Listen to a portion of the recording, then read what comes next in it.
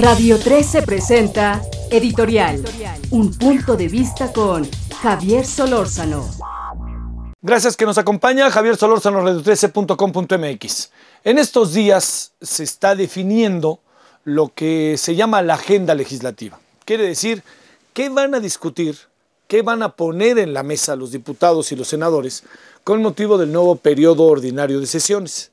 Es la 61ª legislatura y como usted sabe hubo elecciones el 5 de julio y esas elecciones del 5 de julio nos llevaron a una nueva circunstancia en la Cámara de Diputados, a una nueva configuración política en la propia Cámara de Diputados que ha dejado al Partido Revolucionario Institucional en una situación evidentemente de privilegio. ¿Qué van a discutir el mes de septiembre, octubre, noviembre y parte de diciembre los legisladores? ¿Cuáles son los temas que tienen que discutir? ¿Cuáles son los temas que a usted le importa? ¿Cuáles son los temas que a mí me importan? Bueno, hay un tema que va a ser necesario. No hay vuelta de hoja. El tema de la economía. ¿Cómo diseñar un presupuesto? ¿Cómo diseñar los dineros que el país requiere para el año del 2010? ¿Cómo hacerle para que esos dineros pues tengan un uso adecuado? Pero sobre todo, ¿cómo hacerle cuando esos dineros pues no están en caja? No hay dinero, porque la crisis económica pues pega precisamente ahí. Hay reservas, pero estas reservas no pueden estarse usando indistintamente. Hay dinero del petróleo, pero el precio del petróleo cada vez es más bajo. Está incluso, algunos dicen, sobrevalorado. Ahorita el petróleo mexicano está en el mercado internacional en $67. Lo que se piensa para el año que entra es que sea $53 el precio máximo del barril de petróleo como promedio. Puede subir, pero luego se dan unas bajadas que entonces todo se equilibra. Suponen que en 53. Pero el gran tema es cómo distribuir los dineros para el año que entra. Y sobre todo, cómo distribuirlos en un país de 50 millones de pobres. Algunos hablan que hay 10 millones más de pobres, que hay 60. De esos 60, hay por lo menos 40 que están en la medianía que se llama de la pobreza y los otros 20 están en la pobreza extrema. O sea, hay ahí una cantidad de dinero que se tiene que utilizar directamente para los planes, no asistenciales. De nada sirve en el día, pero no sirve como proyecto de país que a alguien le den 10 pesos hoy. Sirve si esto forma parte de todo un plan estructural en donde esos 10 pesos ayuden a resolver el problema, porque ya estamos pensando en cómo esta persona que está en circunstancia adversa más adelante puede tener una forma de vida diferente. Es pensar el país a largo plazo. ¿Quién puede pensar el país a largo plazo? Casi nadie.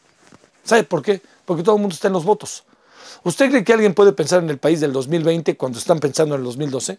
¿O usted cree que puede pensar alguien en el país del 2012 cuando están pensando ya en las 10 elecciones para gobernador que va a haber el año que entra? Es difícil, ¿eh? Es difícil porque el pragmatismo político, como dicen algunos, verdaderamente mata el sentido de origen y de peso y de valor que tiene la política. Es muy difícil saber si en esta agenda los legisladores van a tomar verdaderamente riesgos y van a decir, pensemos en el país que queremos ser. No nos importa la popularidad o impopularidad, planeemos como lo hizo Brasil. Y como a Brasil le ha ido, cada vez le va mejor. Vive en pobreza, por supuesto, muchas áreas, pero cada vez le va mejor. ¿A qué se debe? A que pensó ser un país de largo plazo, de mediano plazo. Y eso cuenta para la organización y para la certidumbre, para la certeza de los ciudadanos que componen una sociedad. Pero no solamente es la economía, tiene que haber otros temas. Sé que no lo van a hacer, pero debe haber reformas a la ley de radio y televisión y telecomunicaciones. No lo va a haber. Las televisoras ya no solamente tienen el peso que tienen, que usted y yo sabemos, ahora ya también tienen diputados. Y va a haber otros asuntos que a veces son como muy pequeños, pero son de un gran peso. Por ejemplo, algo que cada vez es más importante. ¿Puede un presidente municipal desarrollar su trabajo en 3 años? Yo puedo asegurar que no. Un año en lo que conoce.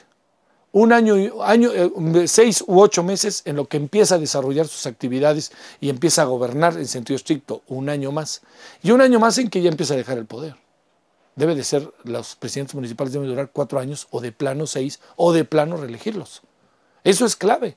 O sea, no puede la presidencia municipal empezar a inventarse cada vez, porque la presidencia municipal es el contacto más directo que tienen los ciudadanos con el ejercicio del poder, con la política. El presidente está quién sabe dónde, hombre, el gobernador quién sabe dónde, el diputado mismo, la presidencia municipal está a la vuelta de mi casa. Y eso es muy importante verlo. Tienen tarea los legisladores, yo quisiera pensar que entienden el momento que están viviendo. En verdad que quisiera entenderlo. De repente lo veo un poco difícil porque hay mucho protagonismo y los partidos están pesando mucho. Y ojalá cuando piensen el presupuesto también piensen ellos bajarse un poquito la lana, porque entiendo que se debe de mantener un cuerpo político en este país, pero también hay muchos excesos que de repente resulta cuando un diputado como Gerardo Priego lanza una idea como la que lanzó de devolver dinero, resulta que son los propios panistas lo que les reclaman. ¿Por qué? Porque les quitaron aquí mero el suc, como diría un amigo. Bueno, gracias, pásela bien. Javier Solórzano, radio13.com.mx. Adiós.